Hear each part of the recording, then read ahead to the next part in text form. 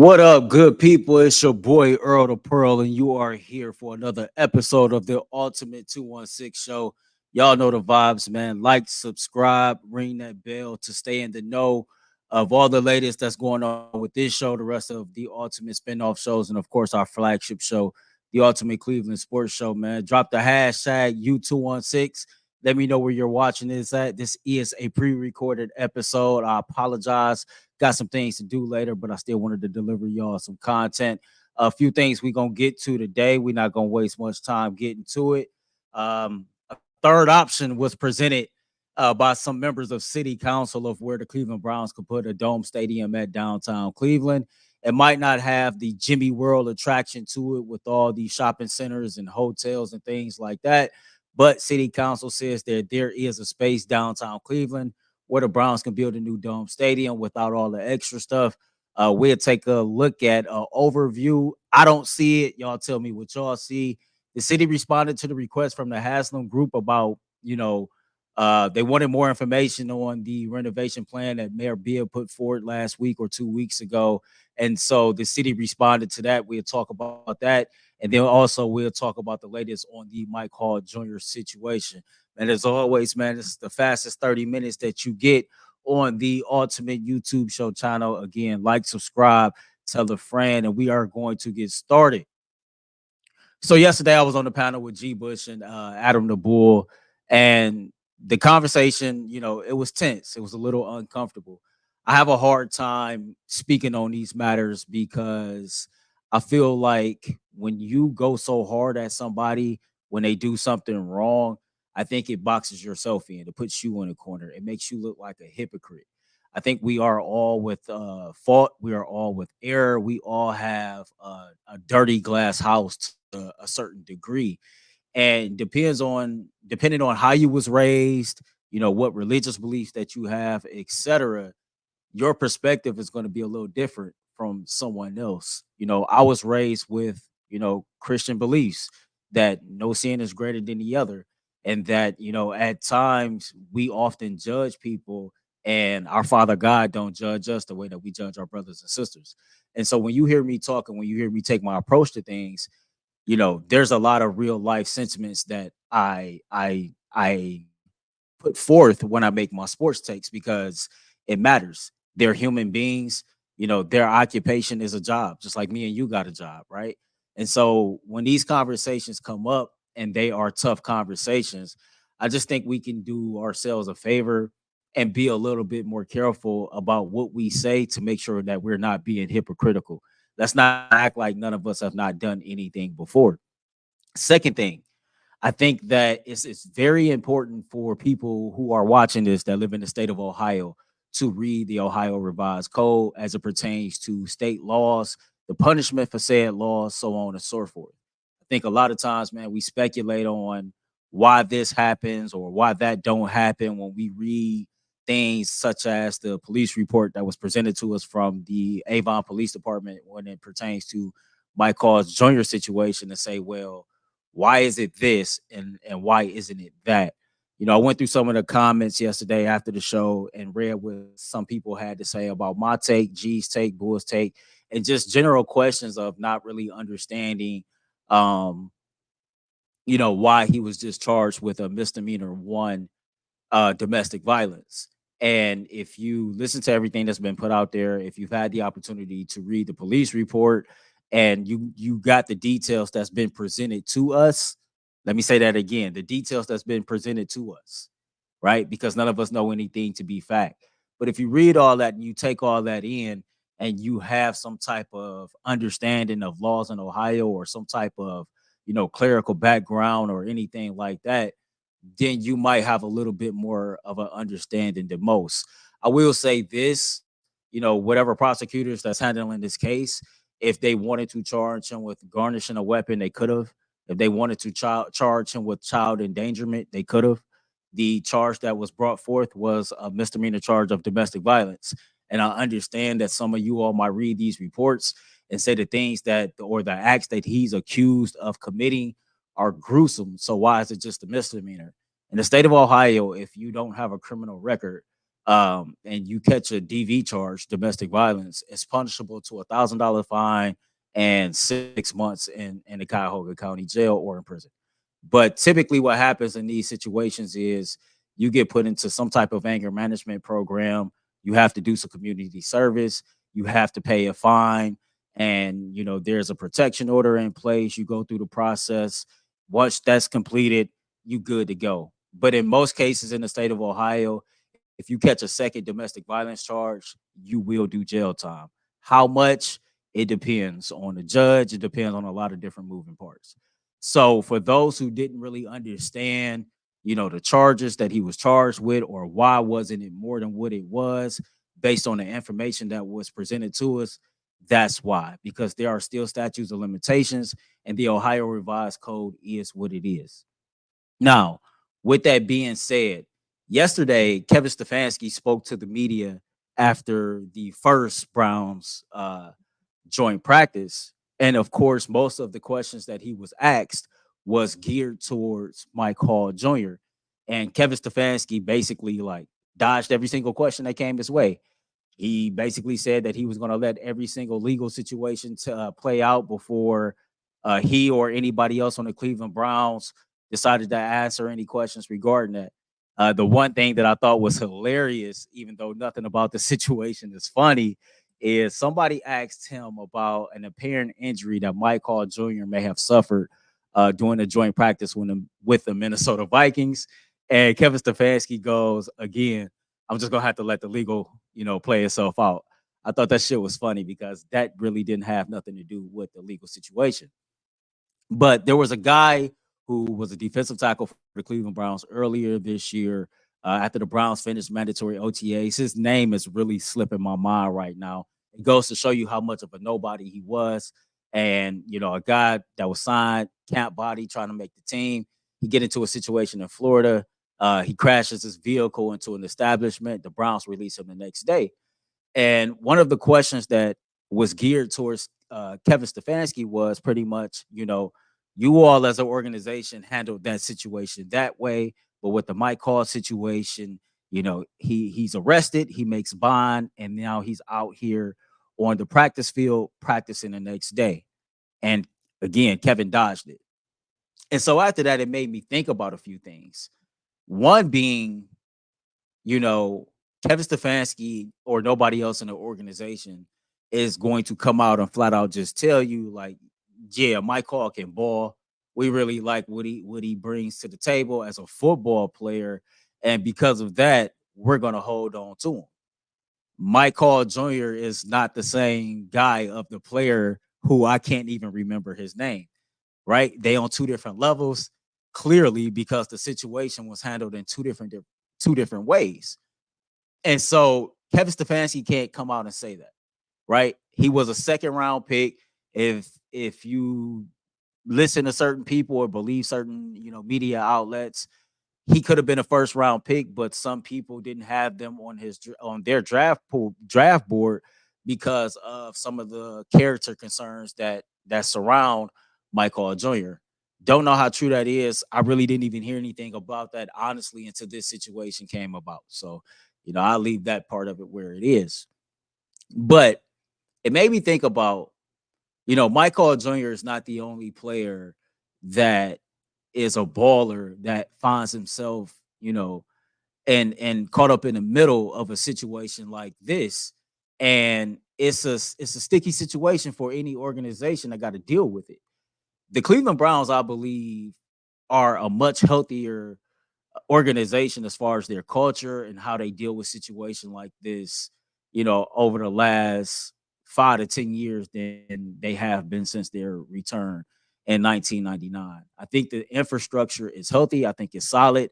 I think you have some strong veteran players in that locker room. And I think you have great people throughout that entire organization to where, if you get a guy on this team, whether it be by trade, free agency, or the draft, and they might have some character flaws or they might have been in trouble with the law in the past or anything of that nature, they believe that, okay, let's bring these guys in up under our umbrella and let's see if we can develop them not just as football players but as men. And I keep referencing this point in particular because this is something that you hear from Andrew Berry and Kevin Stefanski often, that they don't just care about them as football players, they care about them as men. And their job is to help them develop as men and as football players.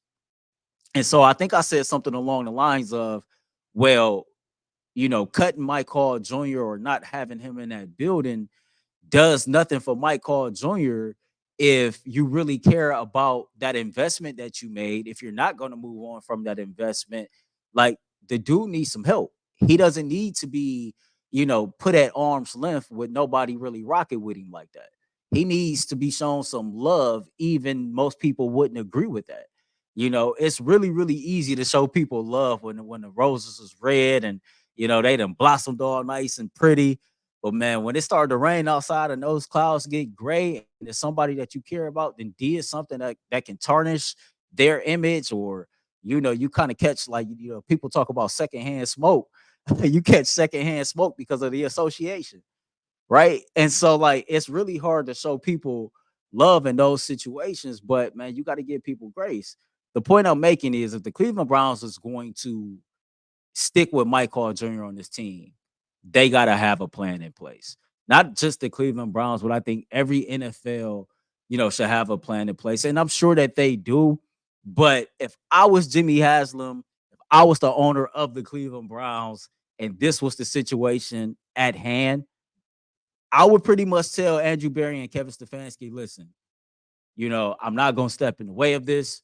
You all gather as many factual pieces of evidence that you can. You all huddle up and you make a decision, or if you're going to move on with Mike Hall as a member of this team or not. And if you decide to move on with Mike Hall Jr. as a member of this team, then cool. But the man can't touch the football field right now. What I'm gonna need y'all to do is, I'm gonna need y'all to send him to our team psychiatrist, so we can do some therapy sessions. We also gonna do some anger management sessions, right? And then we gonna find some domestic violence programs throughout the city of Cleveland for men, women, and children who have all been victims of domestic violence. Not saying that he's guilty of anything, but since your name is being caught up in this type of situation, just go there, see these people, get yourself educated on all the things that surround this, and how much of a negative impact that it can have on everybody that's in these situations. And then we're gonna do some assessments, as some assessments and some check football field. And then if I was Jimmy Haslam, I would also go further along to say, because we also, again, our mantra is we care about them as men and as players, right? And we know that he still has to deal with this said woman because they have a child together. So if we really care about the development of not just Mike Hall Jr., but any player that comes throughout any organization in the NFL or any other league for that case, and you plan to hold on to these players as assets and investments, because at the end of the day, it is a business and everybody's moral code is different. People can go out there in front of these cameras and say whatever the hell they want. But if Michael Jr. can contribute to winning more than any other knucklehead that might do the same thing to him, chances are Michael Jr. is going to be on this roster and that other said knucklehead is not. But if he's going to be on the roster, you as the organization are partially responsible for helping get him some help. Most of the fan base might not agree with that, but that's the reality of the situation. If you take a guy or sign a guy, trade for a guy, whatever the case may be, and that player finds himself in some type of trouble, and you know that you don't plan on moving on from that player, then you need to have a stronger plan in place to make sure that this player is getting the help that they need. I think that when you deal with these young men that's 20 to 21, 22 years old, and these things happen and then they show up and they on the practice field, I can understand how those optics might frustrate, public opinion, might frustrate some of the fan base to a certain degree. It makes it looks like that you don't give a damn about anybody that's considered a victim. It makes it look like that you can give a damn about the case that he just caught, the charges, etc. Right? But there's also another side to the coin. And when I talk, man, you're never going to see me, for the most part, really have an absolute 100% concrete opinion one way or another. Like that's just not who I am. Like in my opinion, I'm multifaceted. I've seen a lot of things, witnessed a lot of things, and so my opinion varies. There's two sides to the coin when it comes to every situation, and I think that's ultimately the point that I'm trying to make. And the Browns look like that they are going to hold on to Mike Hall Jr. And all I'm saying is, man, have a solid plan in place to help him grow as a man, mature as a man. And of course, on the football side of things, you continue to help him hone in on his craft, sharpen his tools in that toolbox as well, and become better. This don't have to be the end of the road. This don't have to be how he's remembered. This is it's a tough spot that he has found himself in. But the one thing about this city, the one thing about this country, we all love a good redemption story. And if you can redeem yourself privately and publicly behind this situation, then kudos to you and kudos to everybody else involved. So that's my plan. If I was the owner of the Cleveland Browns and Andrew Berry and Kevin Stefanski told me, hey, I want to hold on to Mike Hall Jr., I would allow him to stay on the roster.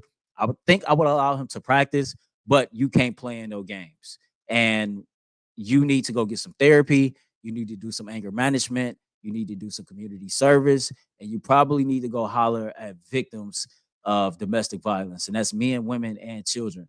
Because domestic violence, I think that we put a stereotype to it that is just, wife, husband, child's mother, child's father. No, like you can get into a domestic dispute with your brother, with your sister, with your mom, with your father, with your children, right? All those things are considered, domestic disputes. And all those things, unfortunately, they leave trauma and they leave families broken. So if I was in charge of the Browns, that's how I would handle it. I want your thoughts and your opinions in the comment section, and you let me know if you was the owner of the Cleveland Browns and Andrew Berry and Kevin Stefanski said, hey, we're not moving on from Mike Hall Jr. We're going to keep him. We're going to hold on to him. What would be your action plan for Mike Hall Jr.? Again, drop that in the comment section. Let me know, man. We ain't got too much time left. We're going to take a quick break and then give you an update on the Cleveland Browns stadium situation. But first, this episode of the Ultimate 216 Show is brought to you by Game Time, man. Listen, download the Game Time app, right? Say you getting off work, say you running late, and you still want to try to get to a game. Don't even trip. You can get up to like 60% off last minute ticket prices. And not only that, Game Time guarantees you 110% full refund guarantee, man, if you find an offer that beats their offer. So download the Game Time app now. Use promo code Locked On NFL to get $20 off your first purchase. Again, Game Time is it's the sponsor of the Ultimate 216 Show today. So the back and forth between Jimmy Haslam, city officials, county officials, it's crazy. It's like this big ass like letter war. Like I'm gonna send you a letter saying this is what it is. Then I'm gonna go out here and make a statement, and then after that statement, I'm gonna send a letter out and tell you what it is. And it's getting kind of crazy. And last week, Cuyahoga County came out and said that they were not backing any plans to move the stadium to Brook Park, that they wanted to keep the stadium downtown Cleveland, and it was important that that was the case. This is, let me see if you can see this. So you probably can't see this, but this was the letter that was written by Pernell Jones Jr. and Chris Ronayne to the Haslam family, outlaying why they believe that Cleveland Brown Stadium should stay downtown Cleveland for generations to come. And, Jimmy Haslam basically said that he wanted more information from the city. Well, yesterday, one of the local news stations here, Fox 8 News, put a little article out saying that the Cleveland officials has responded to the team's request for more information. It says the Fox 8 I team has learned that the latest developments in talks to determine the future home of the Cleveland Browns. The mayor's office tells us that the city has now responded to questions from the Browns about the city's offer to help pay for massive stadium renovations. City officials declined to give specifics on what additional information that the Cleveland Browns requested. One of the things that I found fascinating about this whole thing, and I'll play this video. So, of course, this is the video of the renderings of a possible Jimmy's World with a brand new dome stadium in Brook Park, Ohio. And one of the things that I thought was fascinating once the Cleveland Browns released this to the media was the city instantly clapped back, right? The city instantly came back and say, nice renovation plan, nice video and all that, but can you provide me with a layout of what the plans look like for a renovated Cleveland Brown Stadium where you currently play on a lakefront? And from what I read, everybody from the Browns organization and the Haslam's ownership group didn't have a comment, didn't have a video, didn't have a picture. They didn't have a damn thing that showed any renderings of what a renovated stadium looks like downtown Cleveland. And that just tells me because they don't plan on ever renovating a stadium downtown Cleveland. But if you talk to city officials and you talk to people who are politicians in the city, they say that this latest move it can really, really, deter the Cleveland Browns plans to actually move the stadium or to build a new stadium, should I say, in Brook Park. And it just got me to thinking like more and more, okay, where can we compromise at? Where can we meet in the middle? I think ultimately when this thing is all said and done, that Jimmy Haslam is going to get this beautiful thing right here, this beautiful space right here, right? And I think that the city deserves it. I think it's something that we need. It took me a while to come around to it. When I say it took me a while, I'm talking from the time that I actually had season tickets from, further back when I was a child. Excuse me, the whole nine. But I'm here now and I understand how important it is to have a facility that's attractive.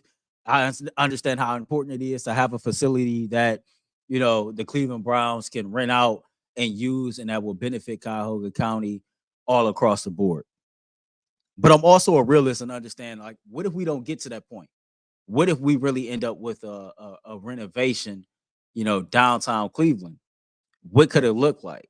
What are you willing to sacrifice?